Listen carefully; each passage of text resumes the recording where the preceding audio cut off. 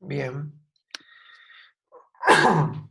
Bueno, perdón por la tos. Bueno, entonces, como les decía, en la clase de hoy, la primera parte, vamos a eh, volver a ver cómo calculamos el campo de una espira lejana para dejar bien en claro cómo se obtenía la dirección del potencial vector lejos de esa espira para así obtener el campo magnético. Entonces, esa explicación que había quedado pendiente de la clase anterior la damos ahora y después seguimos con el tema de la ley de Faraday. Entonces, aquí vamos. ¿Se acuerdan que habíamos planteado la existencia de un potencial vector desde el cual calcular el campo magnético vía rotor? Eh, habíamos, habíamos dicho de tratar de trabajar un poquito con el rotor y de las propiedades que tenía el rotor, así que eso quedó para que lo hicieran ustedes. Y para el caso de coordenadas cartesianas, veíamos que lo que teníamos era, la solución para el potencial vector era resolver básicamente la ecuación de Poisson vectorial dada una distribución de corriente. Entonces, yo les decía que ya habíamos resuelto ese problema sin darnos cuenta para una distribución de cargas acotada en el caso del campo electrostático. Y bueno, y la solución venía dada por una integral. Entonces, de la misma manera que para ese caso, podíamos expresar la integral, la solución integral para el caso del potencial vector. De eso probablemente ustedes se acuerden, si no, esta diapositiva les va a permitir ponerse en tema. Acuérdense, en un punto X2 y 2 y Z2 de la distribución de corriente hay un determinado J, ese pedacito de volumen está a una distancia R12 del punto en donde yo estoy evaluando el potencial vector. Entonces lo que había que hacer era sumar a lo largo de todas las distribuciones de toda la distribución de corriente este factor, digamos, y este factor era el J, el vector J, dividido la distancia entre cada uno de esos diferenciales de volumen de B y el punto en donde yo evaluaba el potencial vector. ¿Mm? Bueno, muy bien. Y habíamos planteado para una espira que era plana, que colocábamos en el plano XY y evaluábamos el potencial vector muy, muy lejos, en un punto P1, que estaba a una distancia perdón, una distancia R1, bien digo, una distancia R1 contando desde el centro del sistema de coordenadas, y tratábamos de ver en primera aproximación para esta configuración, siendo que P estaba en el plano ZY, en primera aproximación, ¿qué importaba más? ¿Importaba más la coordenada X de los elementos de corriente sobre los cuales tenemos que integrar o si era más importante la coordenada Y? Bueno, habíamos dicho que es posible demostrar que la distancia desde cada elemento de corriente, de cada pedacito de corriente en particular de este que estaba acá, R12, depende más de la coordenada en Y, es decir, de esta coordenada, que de esta coordenada. Más de Y depende que de X. Depende también de X, pero en un orden mayor. Entonces, como primera aproximación, lo más importante es la variación en Y y no la variación en X. Eso ya lo habíamos charlado. Entonces, ¿qué es lo que quería decir? Quería decir que en primera aproximación, si no depende de X y solamente depende de Y, lo que quiere decir es que en primera aproximación nuevamente, la espira la consideramos como si fuera simétrica alrededor del eje Y, porque no depende de X. Con solamente poner Y, yo ya determino en qué parte estoy de la espira. Eso quiere decir que no depende de X y por lo tanto que eh, este lado de la espira tiene que ser simétrico respecto a este lado. O sea, perdón, este lado tiene que ser igual a este lado, nada más que especularmente opuesto. Es decir, que en primera aproximación nuevamente hay una simetría distribución de corriente respecto al plano YZ. El plano YZ como si fuera un espejo. Del otro lado vemos la imagen de esta parte de la espira. Entonces, ¿qué es lo que quería decir en otros términos? Quería decir que si yo agarro un pedacito de corriente acá, que está a una distancia R12, y yo tomo el mismo Y, pero del otro lado, para el X opuesto, perdón, el mismo Y, ese mismo Y va a corresponder a un X opuesto, porque estoy teniendo simetría. Entonces, esta distancia de acá, medida desde el punto especularmente opuesto, digamos, R12' tiene que ser igual a R12. Entonces, en primera aproximación, vuelvo a decirlo. ¿Mm? Entonces, eso es un elemento importante para sacar la dirección de A, como ya vamos a ver. Entonces, la expresión que teníamos, reemplazando I, ¿se acuerdan? Reemplazamos, integramos a lo largo y a lo largo y a lo ancho, ¿cómo sería? Integramos sobre la sección transversal del cable, de este cablecito que está acá. ¿Dónde está acá está la flechita. Acá integramos sobre la sección transversal, entonces J por la sección transversal me daba I, entonces solamente me quedaba la integral de camino con dl2, que era el vector, es el vector que me indica el caminito, el diferencial de camino que recorre la espira. Yo todavía no aproximé nada. Entonces, solamente integré. Entonces, vamos a escribir dl2. Bueno, dl2, que es el diferencial de camino que sigue el circuito de la espira, por definición, porque dijimos que la espira está sobre el plano XY, va a tener dos componentes. Va a tener una componente en la dirección X, que es de X2. Todo lo que es 2 quiere decir integrable. Se va a integrar sobre todas las coordenadas sub 2. Y la componente dy, o sea, diferencial y2 en la dirección y. Fíjense que ya no tiene componente z. ¿Por qué? Porque la espira está en el plano. Entonces, ya de eso, ya a partir de esto, yo ya sé que A no va a tener componente z. Entonces, lo único que queda es que A tenga una componente X y una componente Y, o una componente X, como termina siendo el caso. Entonces ya descarto Z. A ya no puede estar a lo largo del eje Z. El vector A allá en el punto P1, que ya no lo vemos acá porque estamos haciendo un zoom de la espira. Bien, pero ahora viene el otro argumento, que es el que termina definiendo la dirección de A, y es que por esta simetría, porque en primera aproximación la espira es simétrica respecto del eje YZ, las contribuciones en Y se van a anular cuando integremos. Las contribuciones en Y se van a anular. Entonces, ¿cómo justificamos eso? Entonces, para dos puntos equidistantes, perdón, para dos puntos al mismo Y,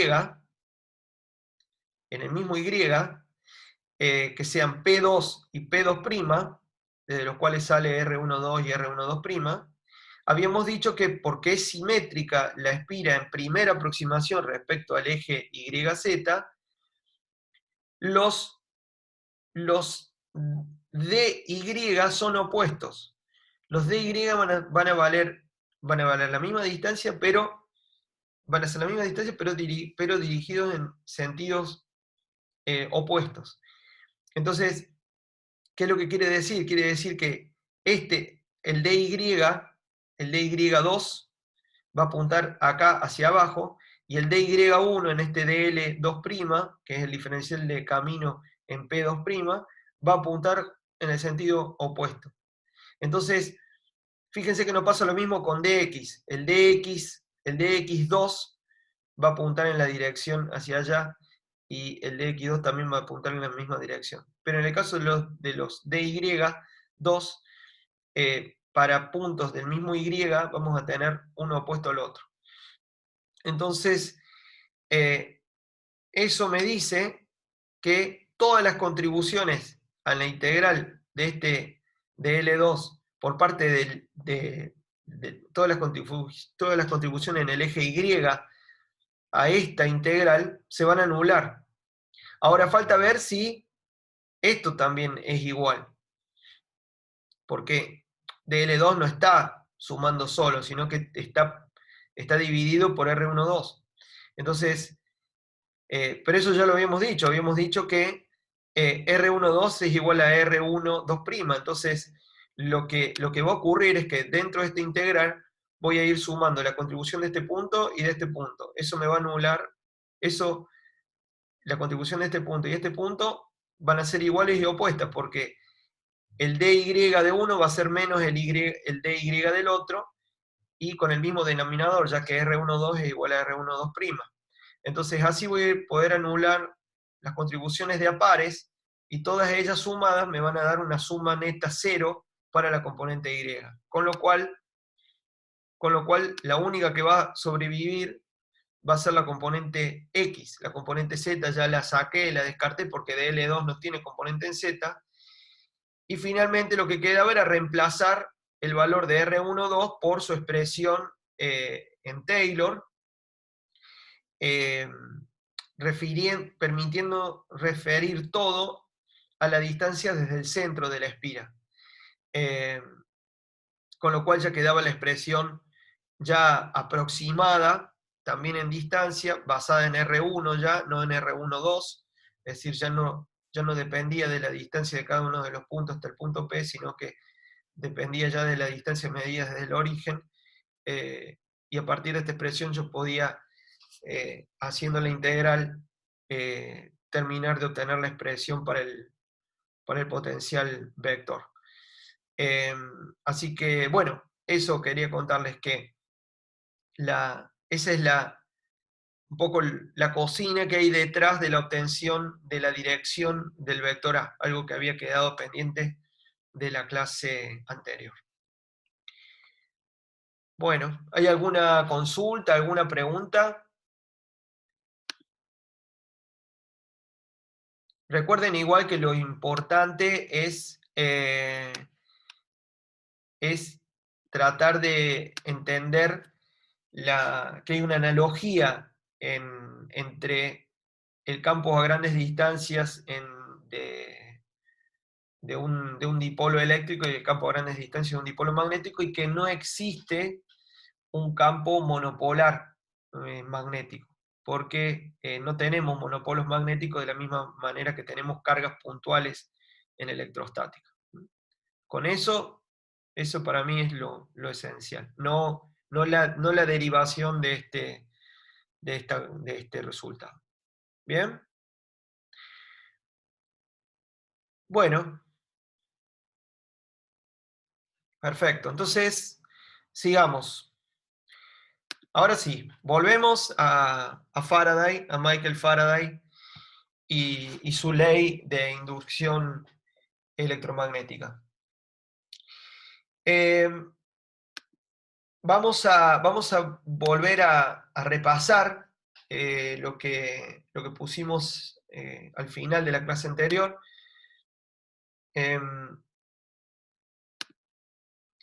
Y yo les decía que la ley de Faraday decía básicamente que cuando tenemos un circuito o una espira, empezábamos explicándolo en una espira, con una espira expuesta, atravesada por un campo magnético. En esa espira se inducía una FEM, y que esa FEM dependía de menos la variación del flujo magnético a través de cualquier superficie que tiene el circuito C como borde. Entonces, imagínense que esta es la espira dada por la curva C.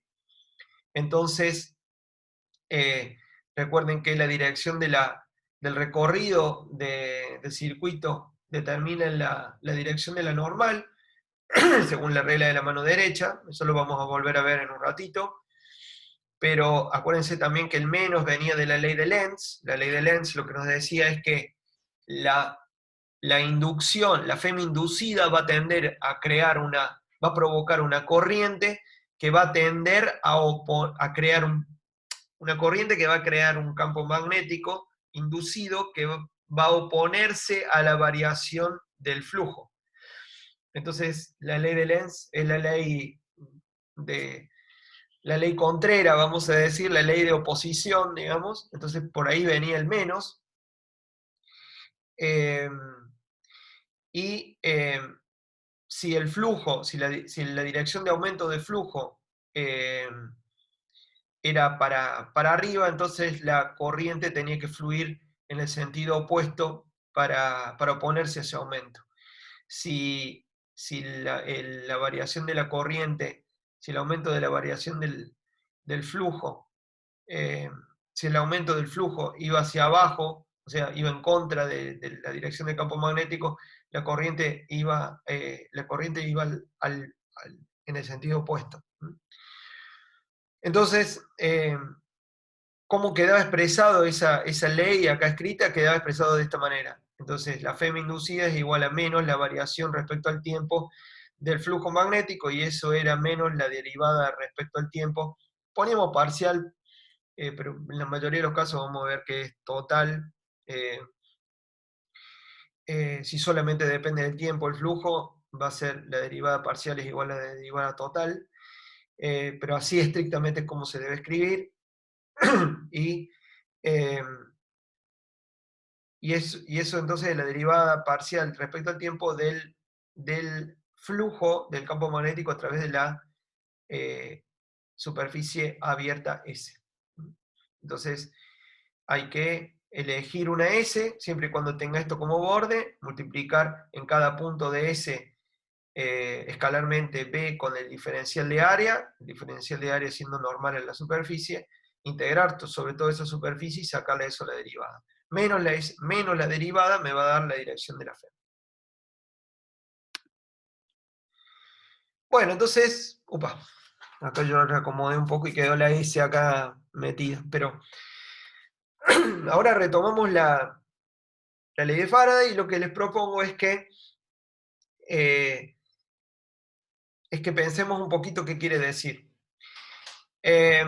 Ahora estamos viendo el circuito C desde arriba, y supongamos que la dirección de incremento del flujo magnético es hacia afuera de la pantalla, ¿está? Entonces la corriente inducida se va a tender a oponer a eso. Entonces, por eso sale, por la ley de Lenz, ya sabemos la dirección de la corriente inducida.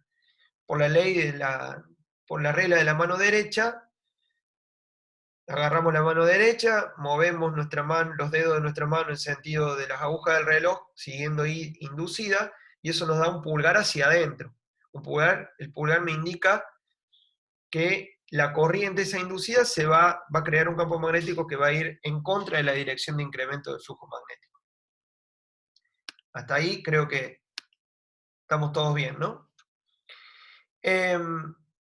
Entonces, pensemos, como habíamos dicho, habíamos iniciado un poco la discusión en la clase anterior, pensemos que esa corriente inducida tiene que estar impulsada por un campo eléctrico. Nosotros habíamos visto la ley de Ohm que establecía una relación entre el campo eléctrico y la corriente. Entonces, si hay cargas en movimiento, sean inducidas o sean porque hay una batería, es porque hay un campo eléctrico, si no, no hay forma de mover esas cargas. Entonces, la corriente inducida en particular va a estar impulsada por un campo eléctrico inducido. Entonces, ¿cómo es ese campo inducido? Bueno, ese campo inducido va a ser tangente, va a ser en cada punto, va a tener un valor y siempre va a estar dirigido a lo largo, va a seguir, digamos, la dirección del circuito. Entonces, va a apuntar, perdón, siempre en esta dirección de manera de mantener la corriente fluyendo. Entonces, como habíamos visto antes, la integral de camino cerrado de cualquier campo eléctrico debía ser igual a la diferencia de potencial. Entonces,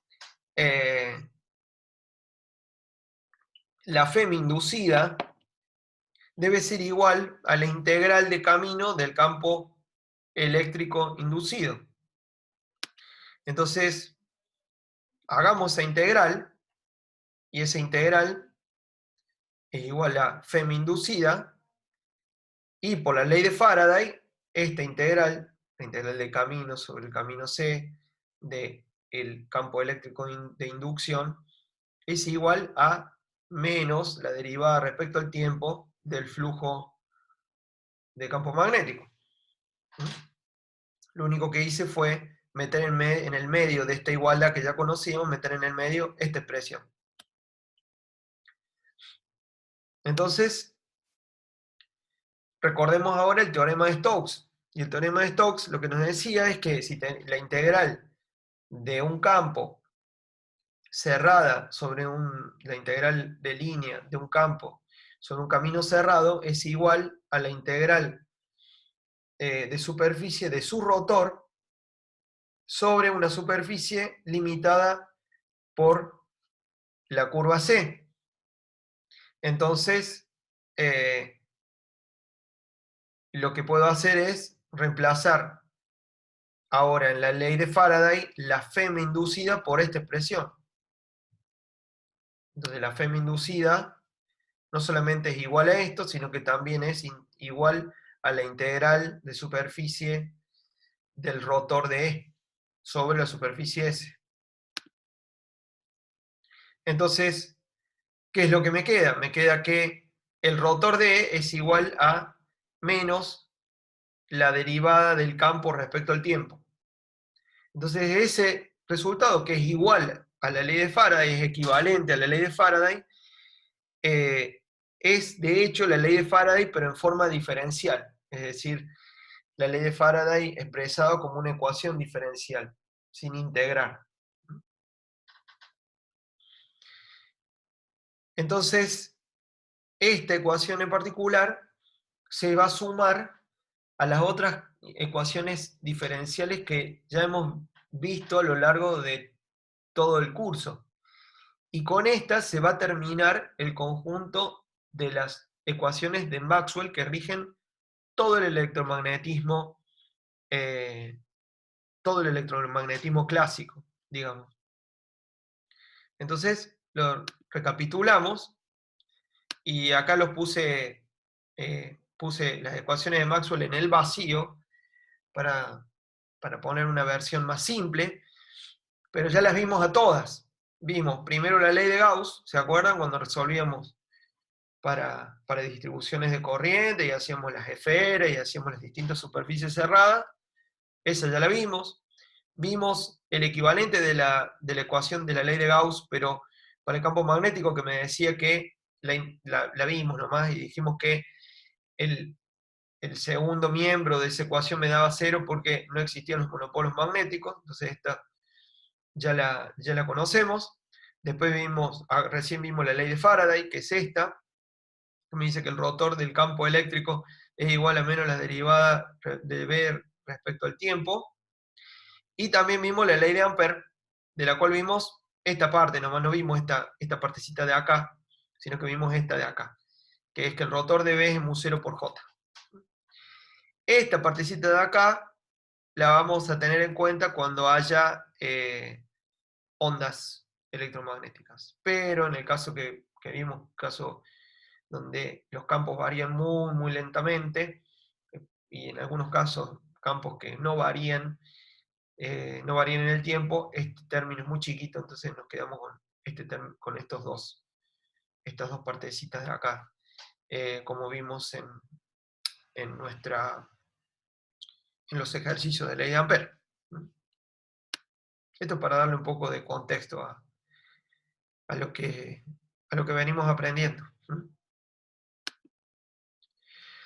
Bueno, un puntito que es importante para los prácticos, que es cómo se considera la superficie, pero ya un poco les conté cómo se trabaja con la superficie. En la ley de Faraday no importa qué tipo de superficie S uso, siempre y cuando esté limitada por la curva C. Así que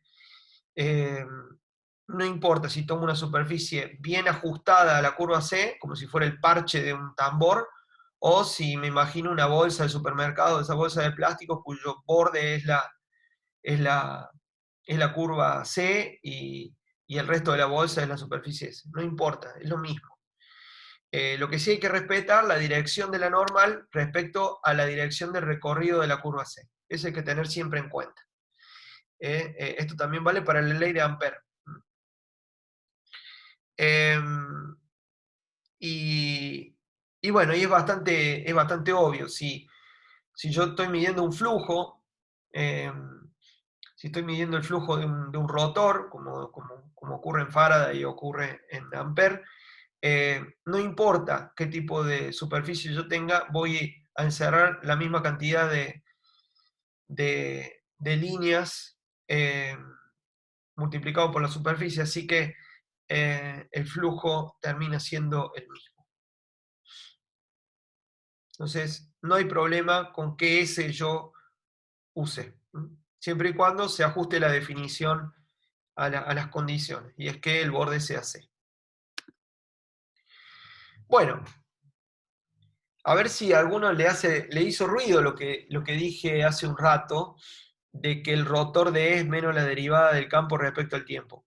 Espero que les haya hecho ruido. Y si no les hizo ruido, eh, ahora los invito a que confrontemos algo que dijimos antes y que nos preguntemos qué está pasando ahora con Faraday.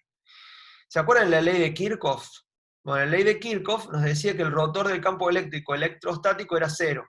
¿Se acuerdan? Entonces, eso era súper importante porque nos permitía resolver los circuitos de corriente continua. Entonces decíamos, bueno, la suma de las caídas de potencial más los aumentos de potencial a lo largo de un loop cerrado me tiene que dar cero. Entonces, básicamente lo que hacíamos era invocar a esta ley de acá, que el rotor de E era cero. Entonces, bueno, ¿qué pasa? Ahora César me está diciendo que el rotor de ella no es cero, sino que es menos de B a dt. ¿En qué quedamos? Bueno, lo que estamos viendo ahora es una ley más general, de la cual vimos una simplificación antes.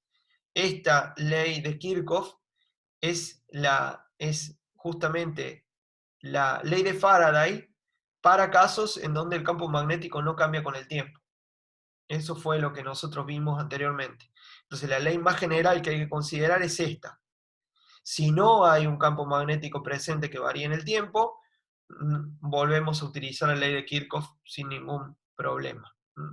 Entonces esto va a ser importantísimo cuando analicemos, si quieren fíjense en el cronograma, los circuitos de corriente alterna, porque en los circuitos de corriente alterna van a aparecer inductancia, por ejemplo, bobinas, en donde va a aparecer un campo magnético que va a variar en el tiempo.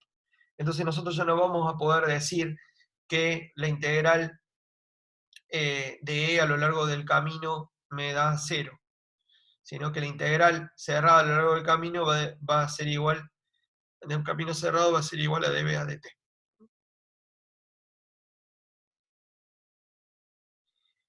Muy bien.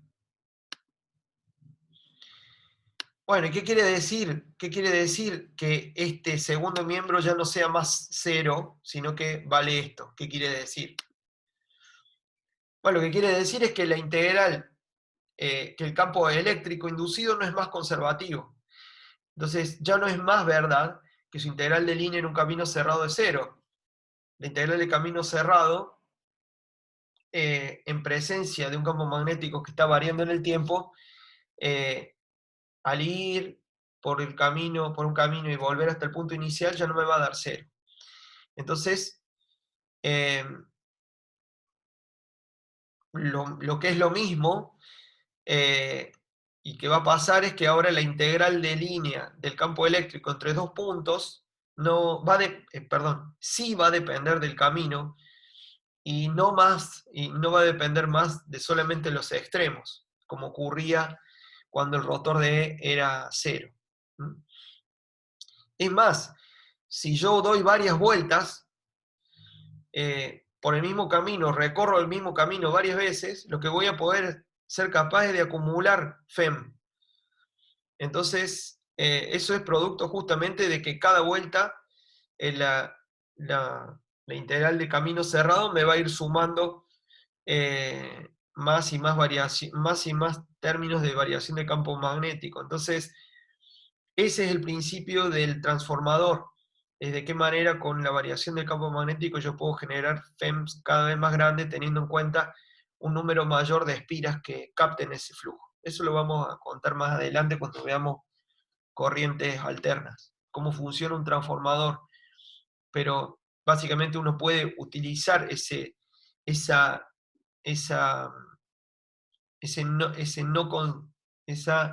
el carácter no conservativo del campo a nuestro favor, lo podemos usar. Así que, pero igual, no desesperen, como este niño, no desesperen, es solamente saber que en ese caso no tenemos un campo conservativo y listo, y fin del problema. Y bueno, vamos a ver un ejemplo. Vamos a ver un ejemplo de que Kirchhoff en estos casos, en los casos de inducción electromagnética no funciona, sino que vale Faraday. Así que quédense tranquilos, Faraday siempre funciona. Entonces, bueno, los invito a resolver el siguiente circuito, que es muy, muy complicado. Bueno, pueden ver que es una pavada este circuito. Entonces tenemos una batería y un circuito que es cuadrado, que tiene de lado 0,5 metros. 0,5 metros, 50 centímetros acá, 50, 50 y 50. Tenemos una fuente de 1,5 voltios y tenemos dos resistencias iguales, para complicarlo más el problema. Entonces, bueno, resolvamos el circuito.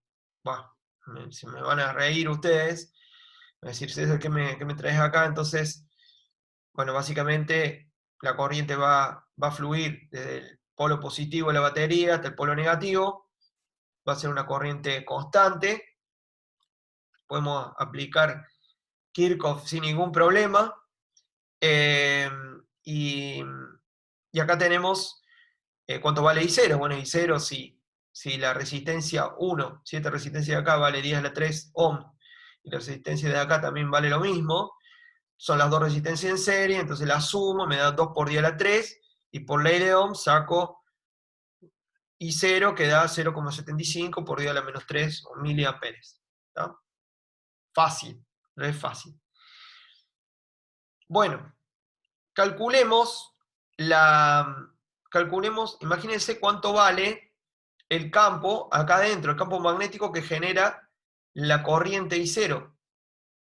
Bueno, como la corriente I0 es constante, cada tramo de estos genera un campo magnético, pero ese campo magnético para cada tramo es constante, para cada punto de acá adentro es constante. Imagínense que esto es una espira. Entonces, como el campo magnético acá adentro es constante, el flujo no varía en el tiempo y por lo tanto no hay corriente inducida. ¿Está bien?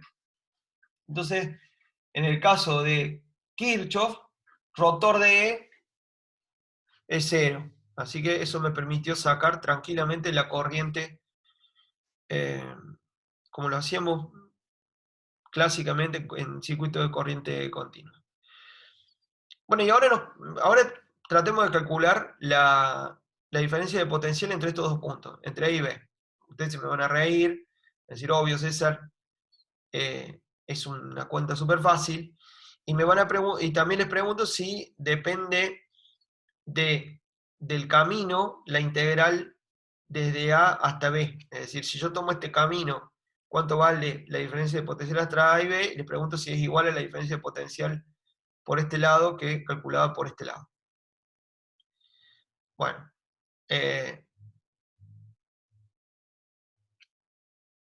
¿cuánto va a valer? Les pregunto, por mera formalidad, ¿cuánto va a valer la diferencia de potencial entre A y B?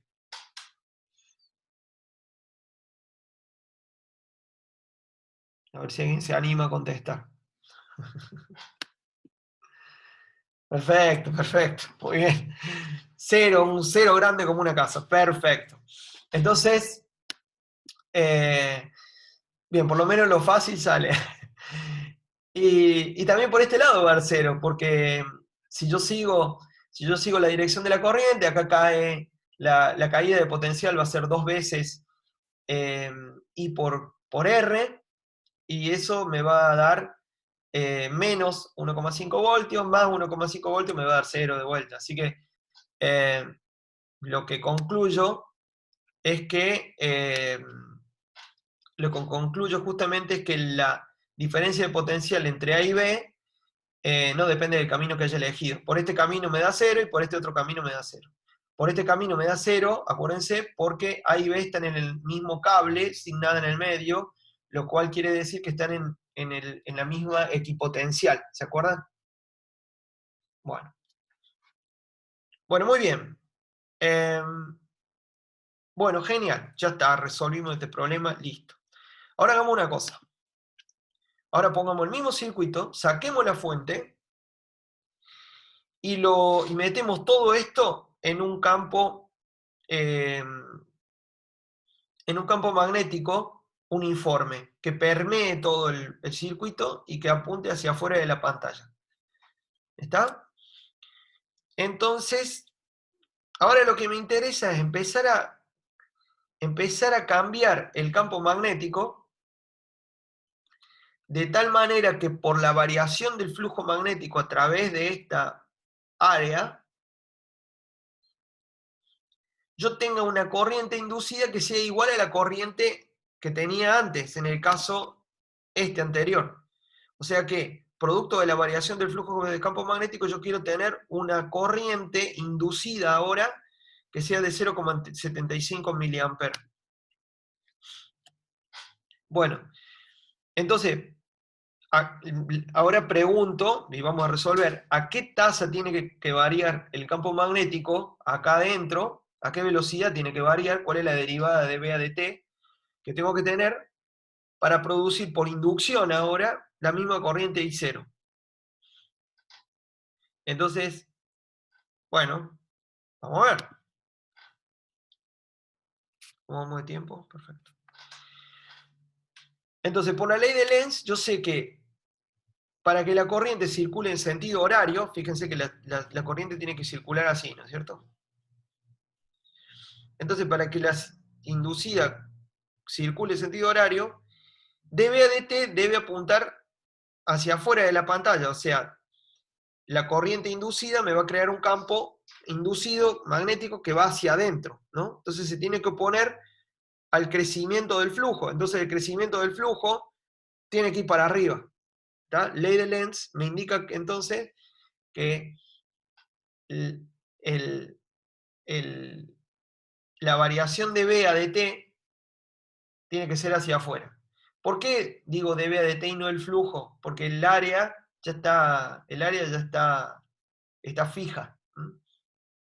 Y B crece en todos los puntos a la misma tasa. ¿eh? Entonces es un campo que crece uniformemente a la misma velocidad.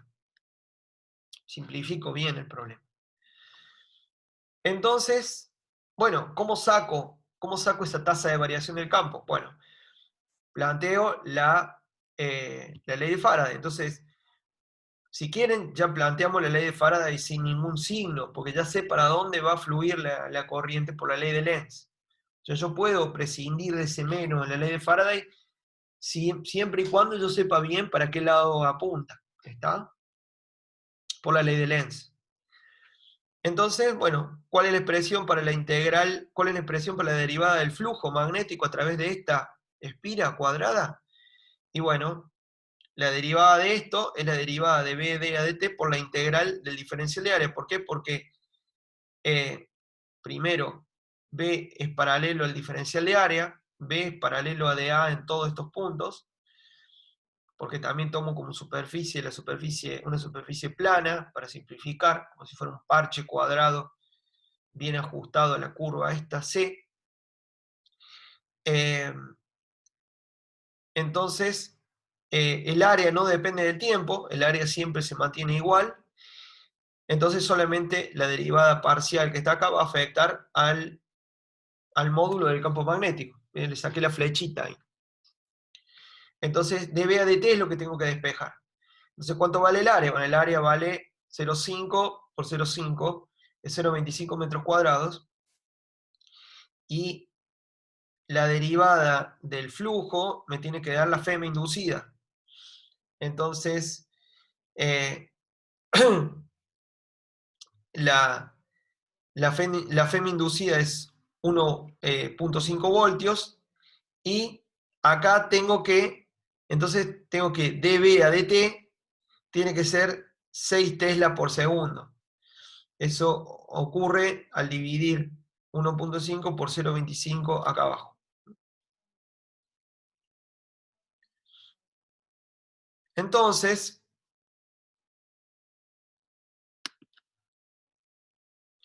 ahora sí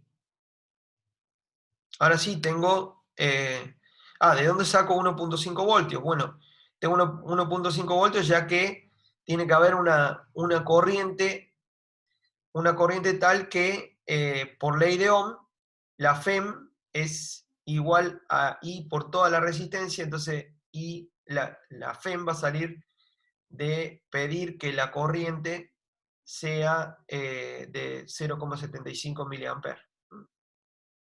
Para eso, por esa razón, la FEM es de 1,5 voltios.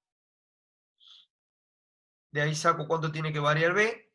Entonces B, para un campo que apunta hacia afuera, B tiene que ir cambiando a una tasa de 6 Tesla por segundo hacia afuera.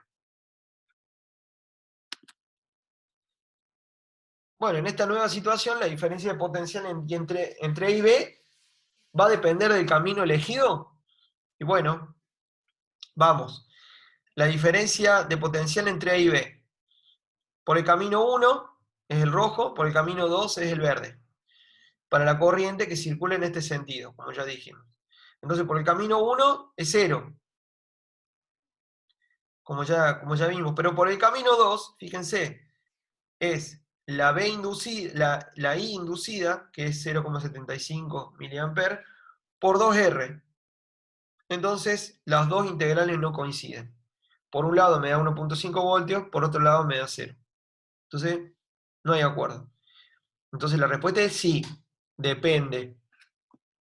Sí depende del camino, la integral.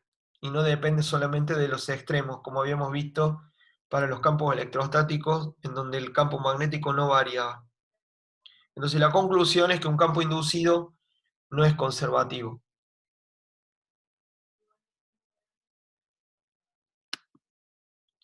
Bueno, ¿hay alguna pregunta antes de que descansemos un poco?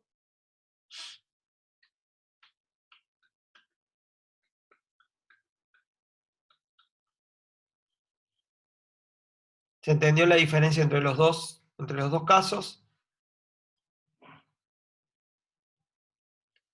Bueno, simplemente está bueno recordar que eh, cuando hay una variación del campo magnético, el rotor de E ya no es cero, sino que vale la derivada de ese campo magnético.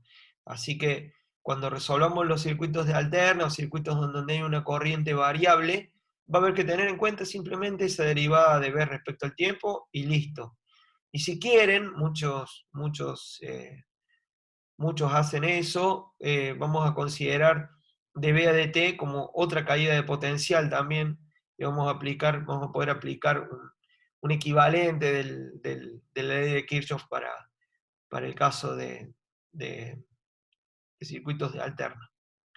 Así que, bueno, les propongo parar acá, nos volvemos a conectar, o nos volvemos a escuchar a las 11:05, ¿le parece?